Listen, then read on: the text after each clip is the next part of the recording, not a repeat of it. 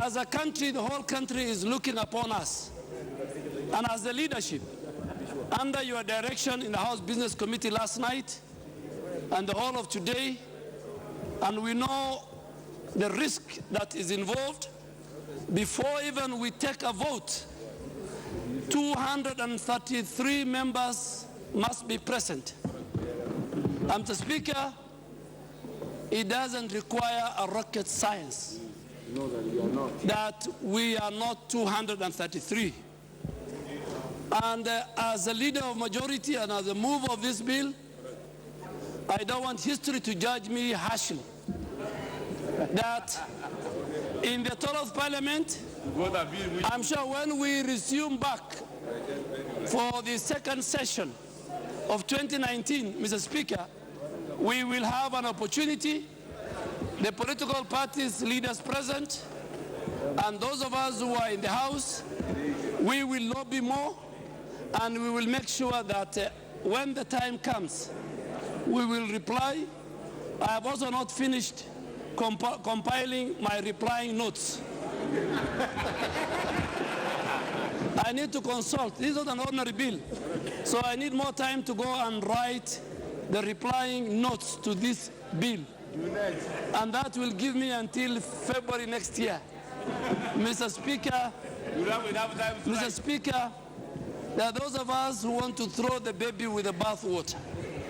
There are those of us who want to do shortcuts. But the parliamentary procedure and process, Mr. Speaker, allow us, when the situation calls or so desires, then we must, as leaders, think outside the box.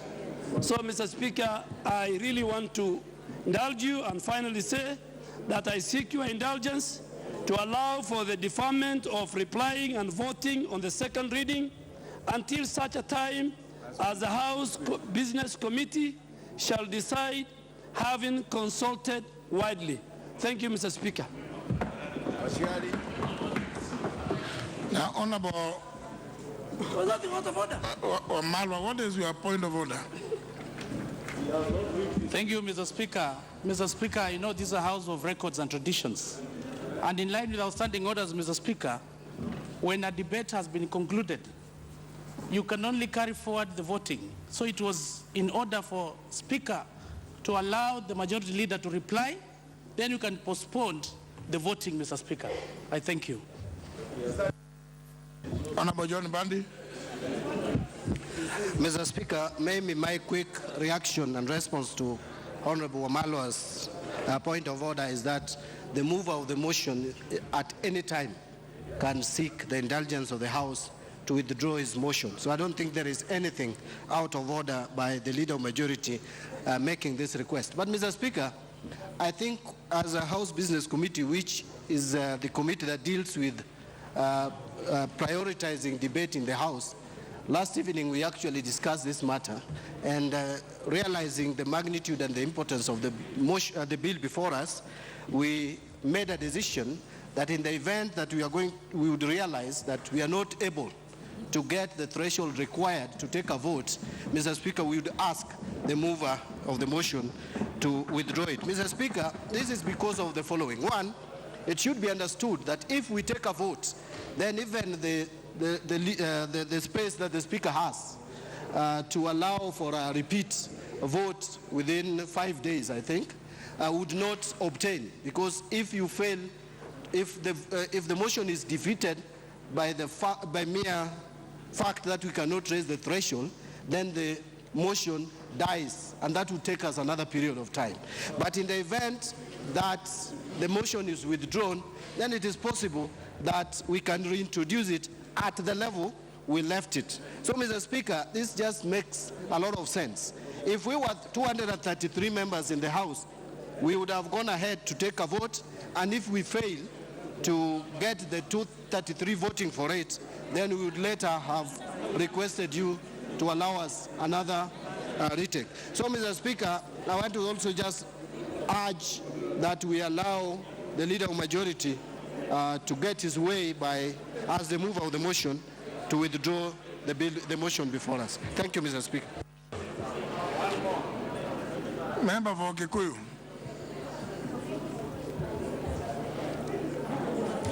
Thank you, Honorable Speaker, and I ask the Honorable Speaker to support the request by the Leader of Majority on postponement of this debate. And Honorable Speaker, it's important to note, as much as Honorable Chris Wamalwa contends that we would have continued the debate, Honorable Speaker, but if we were to allow the Leader of Majority to reply, then that would bring to closure the debate. And therefore, it is only necessary, Honorable Speaker, at this particular point in time, even for debate to be able to continue, to be able to postpone this to February next year, Honorable Speaker, and allow us the opportunity, Speaker, to lobby more, even during this festive season. I'm sure the very good lobbyists who are working on this will continue lobbying other members of Parliament who are not in the House this afternoon. More importantly, Mr. Speaker, is a question that the Leader of Minority has raised, that should we not be able to, should we lose the vote today, 5 days with the House being adjourned next week on Thursday, we'll be out of time on the 5 days for us to get a second opportunity. Honorable Speaker, it would also be a very good moment for us to reflect on whether many of us are voting for this bill, those of us who are supporting it, are supporting the bill because we support the letter and spirit of the Constitution, or because we are, or whether we are voting for it because we support the intent of the drafters of the Constitution to be able to allow our ladies and our women to have an opportunity of leadership in this country. There are many of us, Honorable Speaker, and I say this because I know, there are many of us who are in this House supporting this bill because it is what is required by our Constitution of 2010, Honorable Speaker. And maybe, Honorable Speaker, you could also guide us, because earlier this morning I had a very animated conversation with my friend and colleague, nominated member 001, Honorable Sankok, because of sentiments I read and heard about that he had expressed.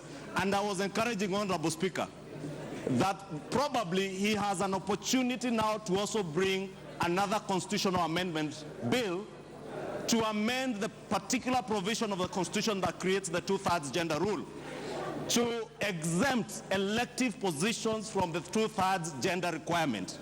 And I was encouraging the Honorable Sankok that maybe during this Christmas festive season, he has time, and he told me he will start work on that, to propose an amendment to the Constitution to remove the 2/3 gender requirement on elective positions. Because again, it may not be lost on us, Honorable Speaker, that there are many who support and who oppose this bill for various reasons. Therefore, Honorable Speaker, I want to beg that we support the Leader of Majority's request to postpone this closure and vote. Now, honourable members, there is a specific group that has been championing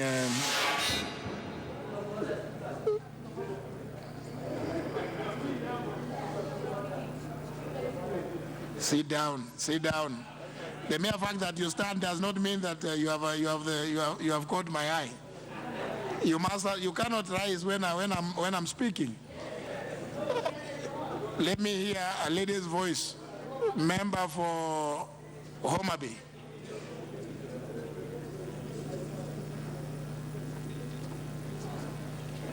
Thank you, Mr. Speaker. Mr. Speaker, I want to thank the Majority Leader for his request, and for moving this motion and for being bold enough and including the Minority Leader for their support of this bill. Mr. Speaker, there's been a lot of lobbying, a lot of mobilization going on, and I think we are quite a number given the way we are in this House today. Mr. Speaker, I know that you can only move to ascertain the number in the event that we are going to vote. But Mr. Speaker, could I request your indulgence to establish how many members we have so that we know how many we are lacking, so that even in the course of this particular sitting, we see if we can devise a strategy to bring in more members to be able to move forward, Mr. Speaker. That is my request. Honorable members, given the significance of this bill, I am constantly updating on the numbers. So just know, you just hit 212 a while ago. And more importantly, it is not enough to just have 233 of yourselves. Remember, you still need to go beyond 233 voting in support. So, I mean, so honourable members, you know it's important that you bear that in mind, but you have only hit 233. Now, I want to hear Honourable Junet. Honourable Junet, what is your point of order? You are... Thank you. Thank you, Mr. Speaker. Mr. Speaker, this is a very important matter, Mr. Speaker, as you said, Mr. Speaker, as you have alluded to. Mr. Speaker, this is a bill that has held hostage Parliament, Mr. Speaker, for the last 1 month. We have discussed it, we have talked about it, we have lobbied. Mr. Speaker, it is very important, we have prayed for it, Mr. Speaker. This is a bill that we need to dispense of. Mr. Speaker, I have not seen recently this House as full as this, Mr. Speaker. Mr. Speaker, we have whipped Mr. Speaker as a whip. Look at my numbers here, Mr. Speaker. They have never come like this, Mr. Speaker. We are NASA, we are 135, 140. Almost over 100 are here, Mr. Speaker. They have come. So, Mr. Speaker, I am seeking your indulgence. Even if suspending the House for 10 minutes, Mr. Speaker, so that we can fill this place, Mr. Speaker, let us dispense off with this bill today, Mr. Speaker, and let the 33 come here. If it is defeated by a vote, that is up to them. If it is defeated by a vote, it's not our business, Mr. Speaker. Mr. Speaker, let us suspend the House for 10 minutes. We get people from outside, the lobby there, we bring them here. Mr. Speaker, we vote, Mr. Speaker. And I'm supporting the bill. I'm supporting. Point of order here. Now, member for Kandara. Thank you, Mr. Speaker, sir. First, I want to thank the honourable members of this House for the huge turnout today. And we know we have mobilized. What is not clear is whether the numbers that have turned out are for voting yes or voting no. To that extent, Mr. Speaker, I want to believe, Mr. Speaker, that they came to vote yes for this bill. It is a constitutional moment, Mr. Speaker, that the country is engaged in. And therefore, Mr. Speaker, I would want to feel more confident in terms of the discussions and conversations that among the members we have exchanged. And therefore, Mr. Speaker, I want to agree with the Honorable Duare that he needs more time to prepare his reply. That Mr. Speaker, we also need to know, and I want to take the opportunity, Mr. Speaker, to thank the Right Honorable Raila Odinga, His Excellency Honorable Kalonzo Musyoka, the Honorable Duare for very serious approach to this matter, Mr. Speaker. The honorable members of Parliament, the female members of Parliament have worked overnight, Mr. Speaker. We burnt midnight oil last night, Mr. Speaker. It is important to disclose and confess. We had dinner, Mr. Speaker, in support of this bill. Therefore, Mr. Speaker, if it will give, if the numbers that have turned up today will increase the number of votes that we need by taking out the matter today, Mr. Speaker, but not to go the route that the Honorable Kimani Ichung'wah or nominee number 1 are discussing, but for purposes of getting a vote for yes, Mr. Speaker, then I think those who have been championing for this bill would be saying yes to that strategy, Mr. Speaker. Thank you. Thank you very much. I can see that, and I'll give you a chance, the Honorable Olagwa, but I want to give the Honorable Danita Gatti an opportunity to. Honorable members, now the figure has gone down to 207. So you must know that I'm keeping a tap on what is happening. You know, I'm getting the figures. Now from 212, you have gone to 207. Let's hear Honorable Danita Gatti. Proceed. Mr.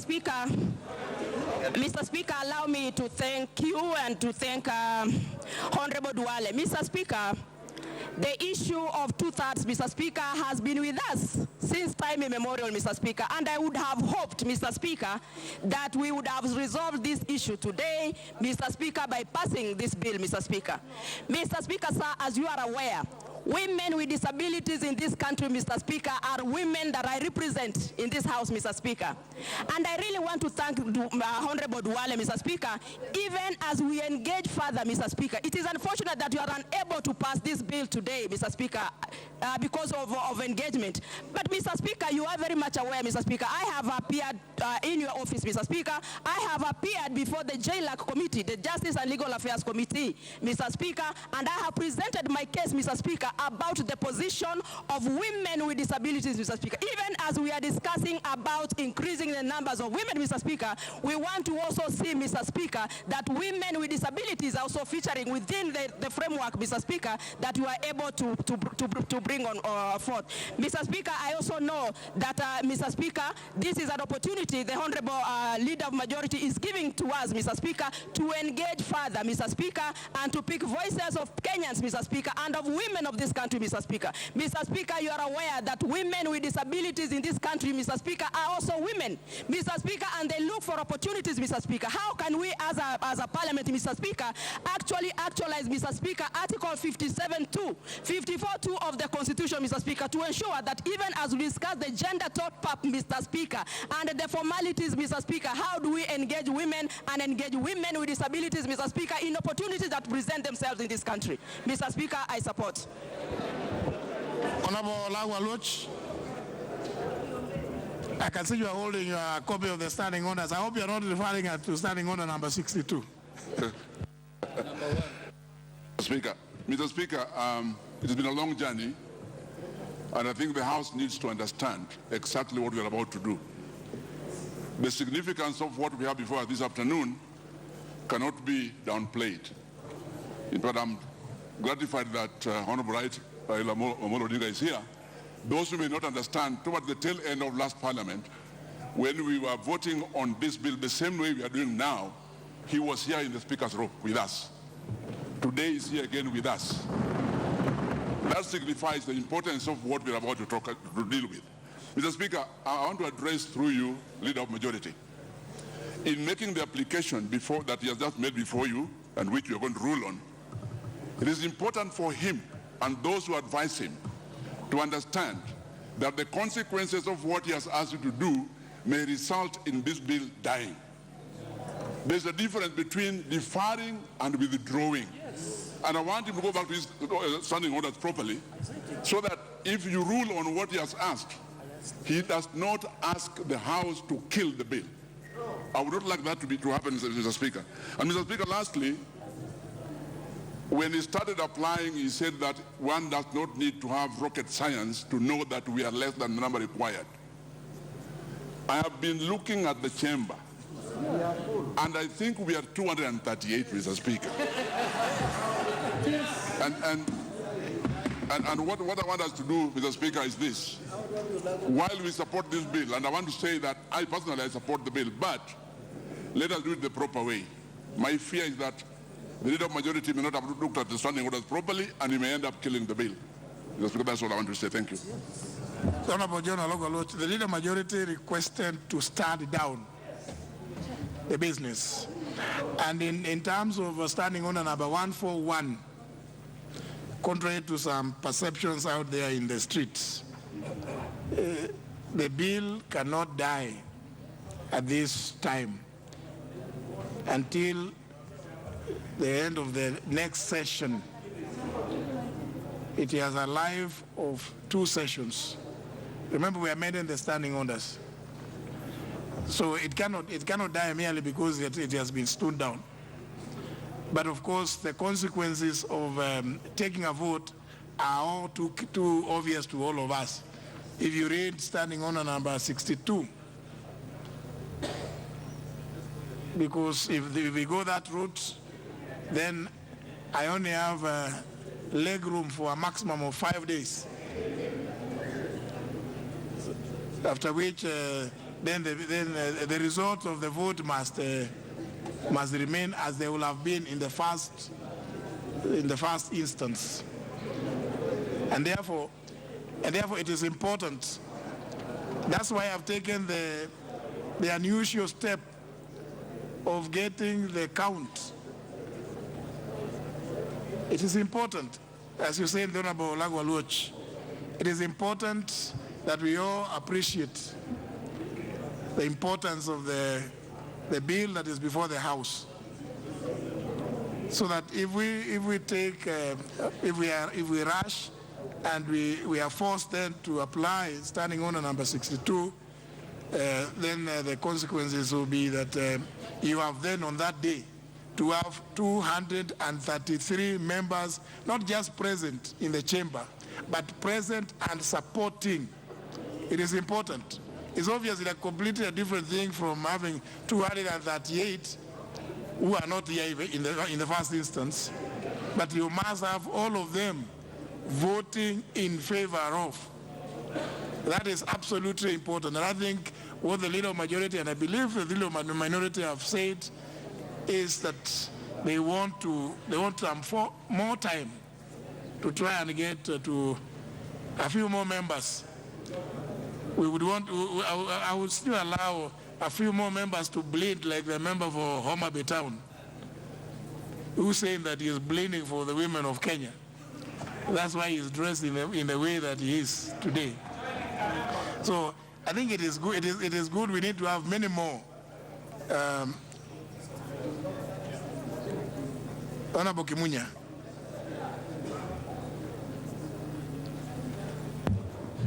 Yeah, thank you, Mr. Speaker. Mr. Speaker, I stand to congratulate the Leader of Majority for the wisdom.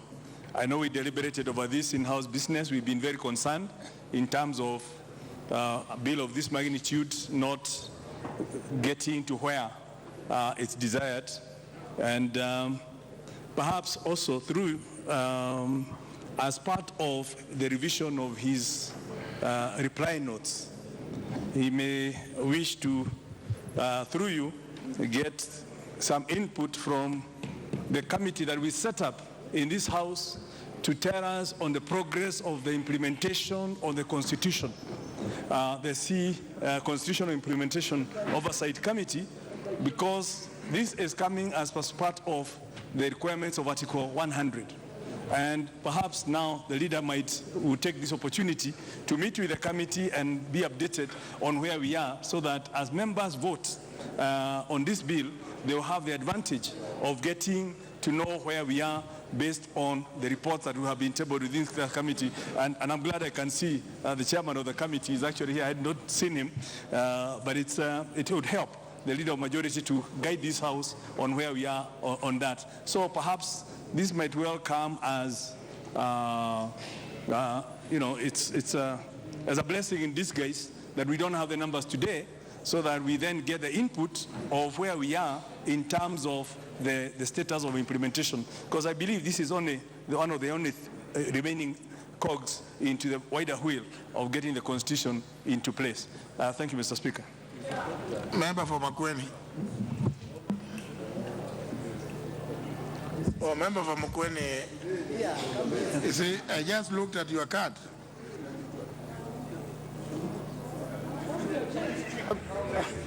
Thank you, Mr. Speaker, for giving an opportunity to comment on this very important bill. Mr. Speaker, I want to agree with the wisdom of the Leader of Majority this afternoon, and I wish to state that Kenyans are waiting for the outcome of this bill. There has been a lot of concerns. A few members have been contacted by their constituents, and they have expressed their wishes. So it's important we lobby more members such that we have many Kenyans supporting this good idea, so that the Constitution can be implemented in full. I thank you, Mr. Speaker. Member from Muranga. Thank you, Mr. Speaker, and I want to congratulate the Leader of Majority for his wisdom Mr. Speaker, looking at the numbers here today, which you have clearly indicated we're at 212 and we are going down, would like, Mr. Speaker, to urge members of this House, we need to have a strategy. But all is not lost, Mr. Speaker, because by the time we started moving this motion, the mood has been changing. And I can say today the mood is very good. And I'm almost convinced that every member who is here today was in support of the bill. And now that we are 212, Mr. Speaker, we have more than 70 ladies. We need Sankok nominee 001, we squared it out with him, Mr. Speaker, and even Didmas, and they are now #1 supporters of the bill. And I know, Mr. Speaker, they are supporting. So the mood is good. And Mr. Speaker, once we go on Christmas, I know honorable members of this House, you have your wives who will take care of you. You'll enjoy your holiday with your daughters. And I know the mood will even be better after the niceties of Christmas. So when it comes to January, I am very sure if every lady in this House takes 3 members, we will have 210 members plus 70, we'll have 280 members. And Mr. Speaker, now there are people who are insisting I mention their girlfriends. Mr. Speaker, they are harassing me here. I will not choose which direction you'll get entertained over the Christmas, but for sure, whichever direction, I know you'll be happy when you come back in January to this House, on February. And so, Mr. Speaker, we are 349 members. If each one of us lobbies even 2 or 3 members, the ladies who are here, will achieve 290 members or even 300 members. It is possible that this bill, because it's a constitutional mandate, can be passed by more than 300 members. And I urge Honorable Kioni and his team, the CIOC, I was a member in the last parliament, that they hasten and also give the urgency to this House and a proper report on why we need to support this constitutional amendment. I thank you, Mr. Speaker, and I support. Member for Nambale. Thank you, Mr. Speaker. Sir, today for me is not a day of celebration. I had really been hopeful that, in fact, we are going to bring this matter to a close by passing the bill. I've got a lot of calls from the constituency on both sides of the issue. I stand strongly in support of this particular bill because I think that if we passed it, Kenya would be leapfrogging to the future on this issue.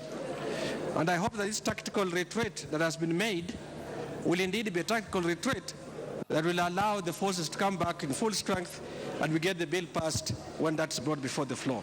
Thank you, Mr. Speaker, sir. I stand support and I'm eagerly waiting to get it on the floor so that we can vote it in. Thank you. You know, honourable members, sometimes it's good.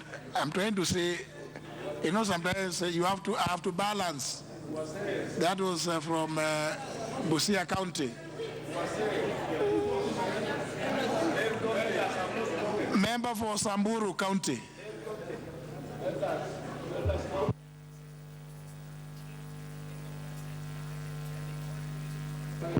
Ya, asante Mheshimiwa Spika kwa kunipatia hii nafasi. Ya kwanza nashukuru Majority Leader Duale kwa ile njia ametupatia. Mheshimiwa Spika, tulikuwa hapa wakati bill pia imekuja.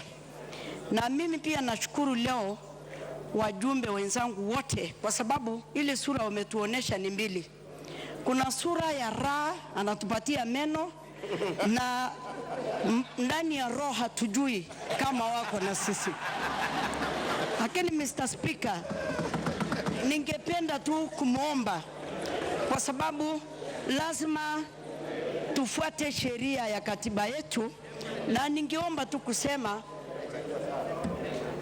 akati, kwa sababu tunasongesha sio kuangusha, tujadiliane kama watu wa tumbo moja, tujadiliane kama watu tunapendana. Ili mnaona Mr. Speaker, kuna njia kidogo tu ninaona kuna tatizo, na mimi ningesema tu hiyo njia wanaongea turekebishe ndio tuwe kitu kimoja, kwa sababu kile wanaongea na siwezi kusema hapa sio ile njia tunaitaka, kwa sababu hii bill ikipita haipiti kwa sababu ya kina mama peke yake, inapita kwa sababu ya sisi wote kama Wakenya. Na saa hii tunaangaliwa na kila mwananchi katika Kenya kama hii bili itaanguka. Kwa hivyo mimi ningesema tu na ningeambia wenzangu wote, kila constituency tujitokeshe, kila mama achike mjumbe yake ya constituency, ili kama mjumbe ya constituency yako inang'eteng'eta, tunajua ni yeye ndio ametuangusha. Kwa hivyo lazima pia sisi tujitokeshe, kila mtu achike mjumbe yake na tuwe kitu kimoja. Mr. Speaker, kwa ukweli hii ni tunahakikisha kusema lazima tutii sheria ya katiba yetu. Kwa hivyo mimi yangu ni hayo, na naomba mkienda nyumbani kila mmoja ameweka hii badge, msitoe, tukirudi turudi nayo, ukiamka amka nayo, ili tujue tuko pamoja. Asante Mr. Speaker kunipatia hii nafasi, na tunaunga mkono hiyo. Member for Nairobi County.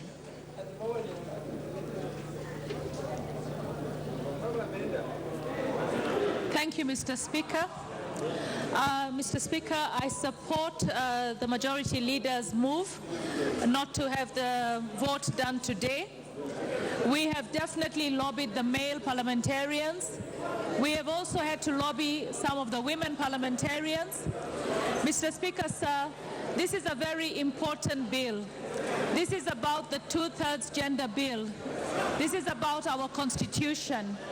And to have it go to the floor today and to have it fail, it will be not only a failure to respect our constitution, but also a failure for us as a country to show that we respect women and the place of women in society.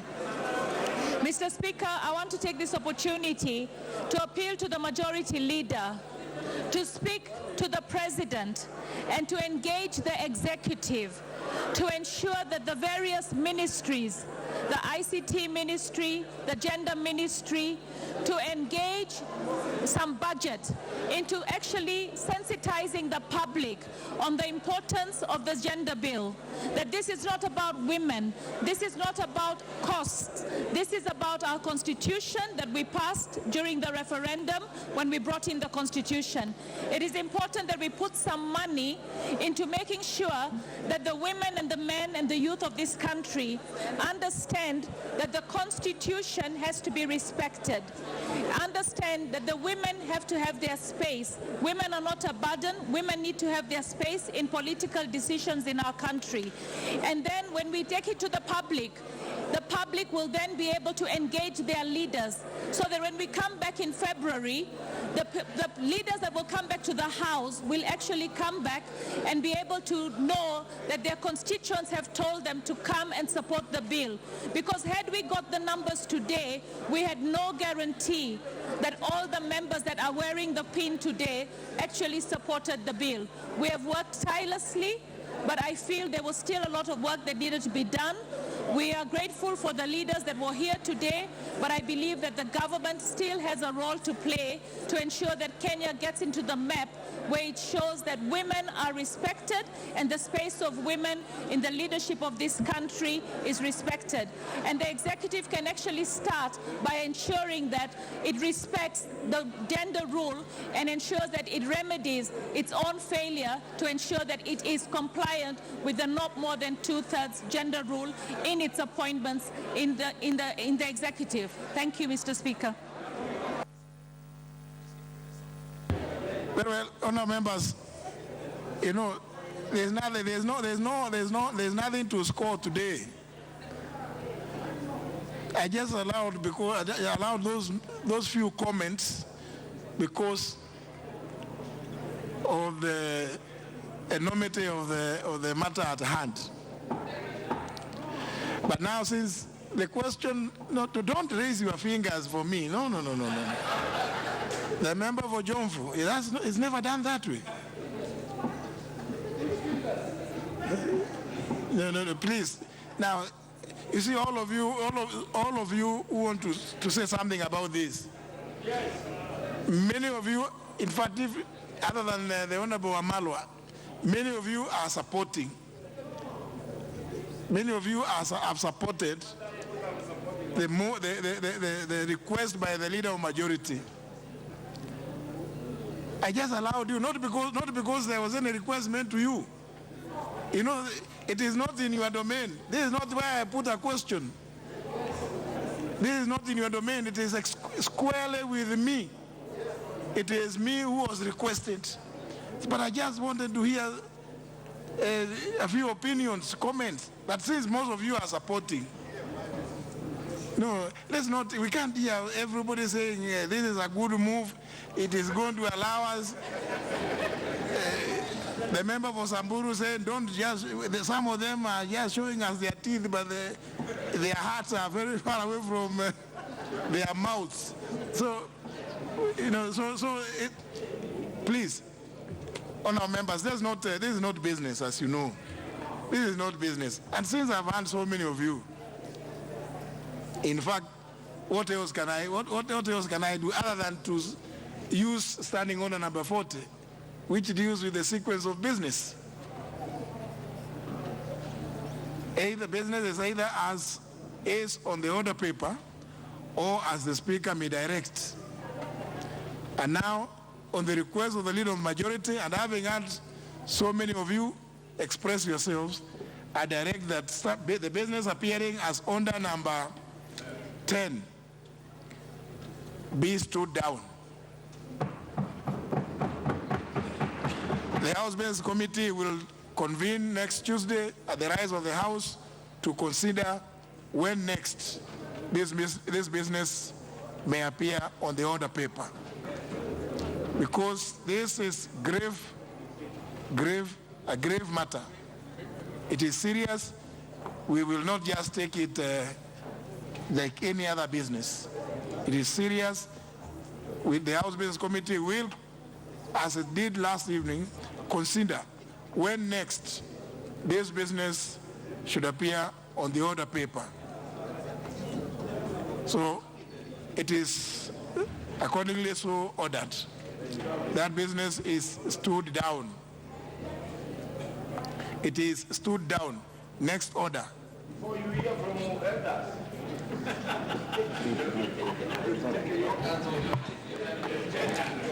Order number 11, the Food Security Bill, Senate Bill number 12 of 2017, first reading. So, honourable members, some of you recall during the protracted period before the new constitution was adopted, there was even a proposal. As we created a bicameral system, there was a proposal to create a house of elders, a house of tribesmen and women. I think the Honorable Jimmy Angwenyi would recall that because he was very happy about that proposal because he wanted to be a member of a house of tribes or a house of elders. That's why he still remembers that bit about the elders. You proceed to read the order. Order number 11, the Food Security Bill, Senate Bill number 12 of 2017, first reading. A bill for an act of parliament to give effect to Article 43(1)(c) of the Constitution on the freedom from hunger and the right to adequate free food of acceptable quality, Article 53(1)(c) of the Constitution on the right of every child to basic nutrition, Article 21 of the Constitution on the implementation of the rights and fundamental freedoms under the Constitution and for connected purposes. Next order. Order number 12, the County Statistics Bill, Senate Bill number 9 of 2018, first reading. A bill for an act of parliament to provide a framework for the collection, compilation, analysis and dissemination of the statistical information, to establish a county statistics office, to establish the office of the county statistician, and for connected purposes. Next order. Order number 13, the Salaries and Remuneration Commission Amendment Bill, Senate Bill number 12 of 2018, first reading. A bill for an act of parliament to amend the Salaries and Remuneration Commission Act and for connected purposes. Next order. Order number 14, the County Government's Contracts Bill, National Assembly Bill number 9 of 2018, second reading. Is it county or the government contracts? Order number 14, the Government Contracts Bill, National Assembly Bill number 9 of 2018, second reading. Leader Majority. Yeah. Honorable Speaker, I beg to move that the Government Contract Bill 2018 be read a second time. So, Mr. Speaker, the current Government Contract Act became operational in 1st of July 1957, when what is today the Republic of Kenya was a colony. And since then, Mr. Speaker, the Act has undergone a number of revisions and amendments. So this Act still refers to the colony and protectorate in its current form, and still preserves all contracts that were entered into on behalf of the colonial power then. So, Mr. Speaker, since the enactment of this Act, so many changes have taken place in terms of legislation and in terms of governance, and it has witnessed a further amendments that led to the attainment of now what we call our Moffas Government Contract Act. But in 2010, Mr. Speaker, this country had got a new constitution, resulting in change in how we govern and completely overhauling the governance structure of our country. Hence, the revision of a number of pieces of legislation or a number of laws in order to conform with the current constitution. So the proposed bill before this House, which is the Government Contract Act, is one of the pending laws or legislations that has not been reviewed to be in tandem with the Constitution and other relevant laws. So what is the principal objective of this piece of legislation, Mr. Speaker? And this is a government bill adopted by the Cabinet, forwarded to Parliament by the Attorney General of the Republic of Kenya. So the principal objective of this bill, Mr. Speaker, as presented before the House, is therefore to repeal and reenact the Government Contract Act of 1957 and to provide for the powers of government to enter into contracts with the provisions of the Constitution, of the new Constitution and other relevant laws. Mr. Speaker, if I give members, and I'm sure those who have a copy of the small bill, it's a very, very small bill, one of the smallest bills that are before the House.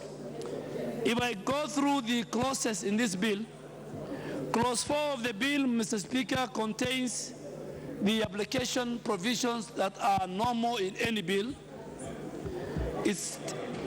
And in that Clause 4, it states that the Act shall apply to all procurement of goods and services that are entered into by a contracting authority, and that is any government contracting authority, and that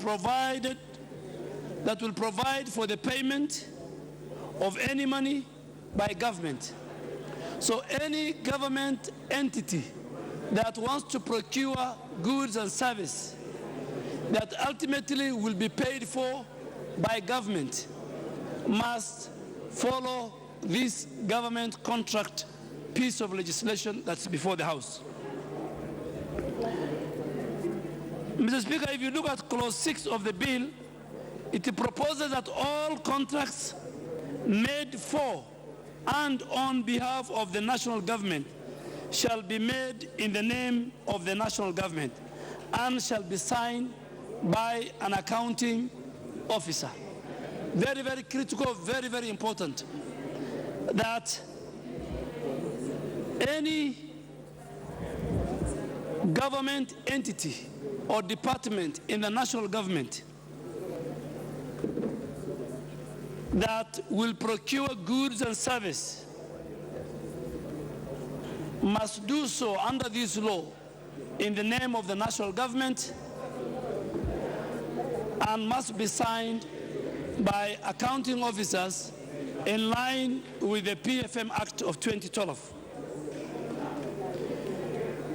Mr. Speaker, Clause 7 of the bill, before I go to Clause 7, Mr. Speaker, all government ministries, departments, and agencies, or otherwise as they may specify in the authorization documentation of government, must comply with this law if the House agrees with and the President assents it to law. Mr. Speaker, Clause 7 of the bill contains a proposal to address government contracts entered into county governments. So even county governments, being another level of government, must also comply with this law when it is enacted and signed and assented to by the President. The clause, which is Clause 7, provides for all contracts made in Kenya on behalf of a county government to be made in the name of that county government and signed by all accounting officers. Of course, in our case, the accounting officers are the permanent secretaries or the principal secretaries or CEOs of parastatals or the clerk of the National Assembly and that of the Senate in terms of the legislature, and of course the chief registrar of the judiciary as the accounting officer of the judiciary.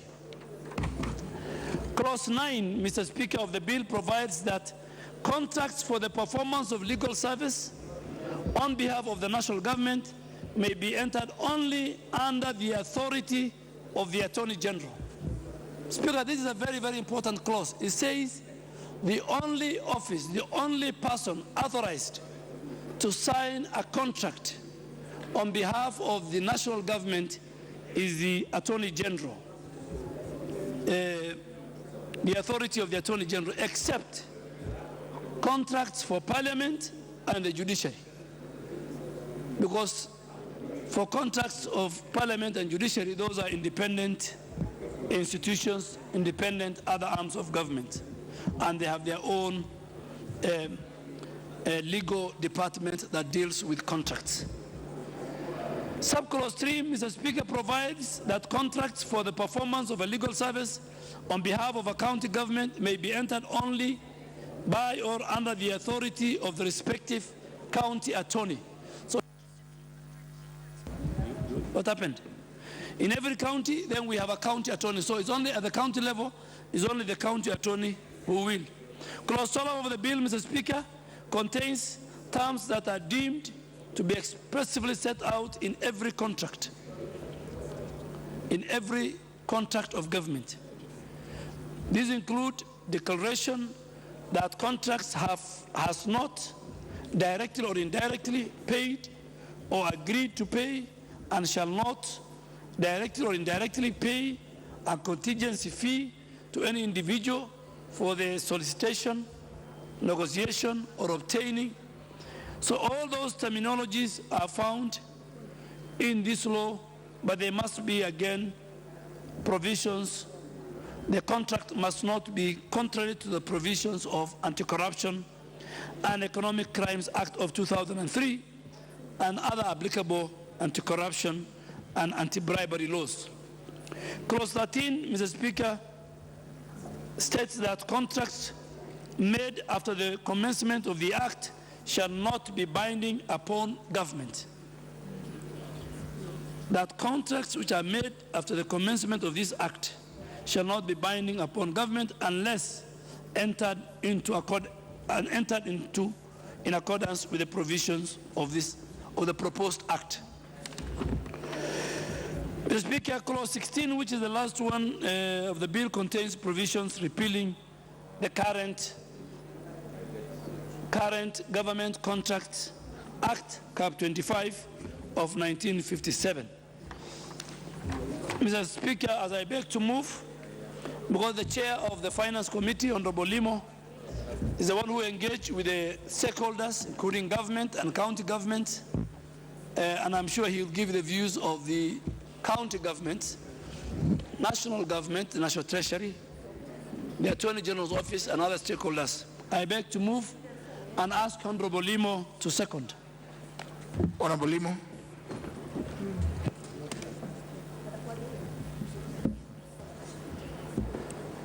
Thank you, Mr. Speaker. Mr. Speaker, I wish to stand to